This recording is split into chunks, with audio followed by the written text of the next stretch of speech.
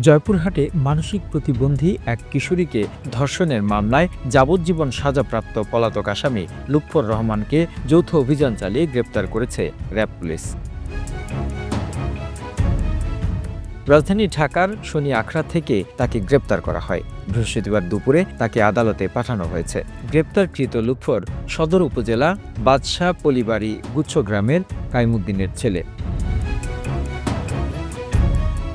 মামলার বিবরণে জানা গেছে, ২০১৭ সালের ২২শে মে সদর উপজেলা বাদশাহ পলিবাড়ি গুচ্ছ গ্রামের ১৩ বছর বয়সী মানসিক প্রতিবন্ধী এক কিশোরীকে ফুসলিয়ে নিজ বাড়িতে নিয়ে ধর্ষণ করে লুৎফর রহমান। এ ঘটনায় ভুক্তভোগীর ভাই বাদী হয়ে ২৩শে মে সদর থানায় একটি ধর্ষণ মামলা দায়ের করেন। এরপর জয়পুরহাটের নারী ও শিশু নির্যাতন দমন ট্রাইব্যুনালে বিচারক ২০২৪ সালের ১০ জুলাই তাকে যাবজ্জীবন কারাদণ্ড দেন। এ মামলায় জামিন নিয়ে দীর্ঘদিন যাবৎ পলাতক ছিলেন লুৎফর। অবশেষে যৌথ অভিযান চালিয়ে তাকে গ্রেপ্তার করা হয়।